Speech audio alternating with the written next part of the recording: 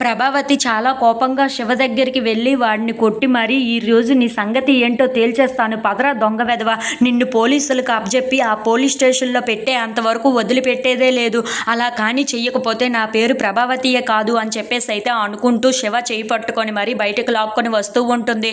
ఇంతలో ఊర్లో ఉన్న వాళ్ళందరూ అయితే అక్కడ చూస్తూ ఉంటారు. అది చూసి అక్కడ ఉన్న ప్రభావతి అయితే ఇన్నాళ్ళు ఇలాగనైనా బ్రతికేశారు అని చెప్పేసి అయితే అడుగుతూ ఉంటుంది. అలా ఎంతమంది నగలు కొట్టేసి డబ్బులు కొట్టేసి బ్రతికేశారో ఏంటో, అలాగే ఇంకొక ఆడపిల్ల ఉంది కదా, తనని ఇలాగే ఈ దొంగ డబ్బుతో పెళ్లి చేసి పంపించేయాలి అనుకుంటున్నారు కదా అని చెప్పేసి అయితే అందరి ముందు మాట్లాడుతూ ఉంటుంది.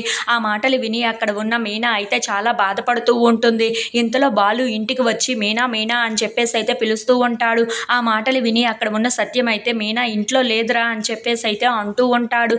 ఆ మాటలు విని అక్కడ ఉన్న బాలు అయితే చాలా కంగారుగా ఎక్కడికి వెళ్ళింది మీనా అని చెప్పేసి అయితే అడుగుతూ ఉంటాడు. ఆ మాటలు విని అక్కడ ఉన్న మనోజ్ అయితే నువ్వు కూడా ఆ వీడియో చూసి ఉండాలి కదా, ఆ వీడియో చూస్తే నీకే పూర్తిగా అర్థమవుతుంది అని చెప్పేసి అయితే అంటూ ఉంటాడు. ఆ మాటలు విని అక్కడ ఉన్న బాలు అయితే చాలా కంగారు పడిపోతూ ఉంటాడు.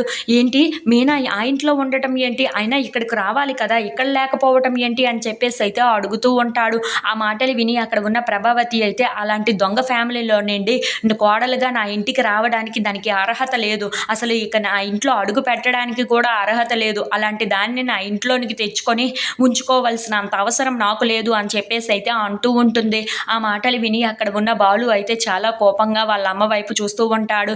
ఇంతలో అక్కడ ఉన్న ప్రభావతి మాత్రం అవును, ఇక నుండి అది కానీ తన ఫ్యామిలీ కానీ ఇంట్లోనికి రావడానికి వీలు లేదు, ఇదే నేను చెప్తున్నాను, లేదంటే అలాంటి దొంగ వెధవలను నా ఇంట్లోకి ఎలా రాణిస్తాను అని చెప్పేసి అయితే చాలా కోపడుతూ ఉంటుంది. అది విని అక్కడ ఉన్న బాలు అయితే చాలా కోపంగా ప్రభావతి వైపు చూస్తూ ఉంటాడు.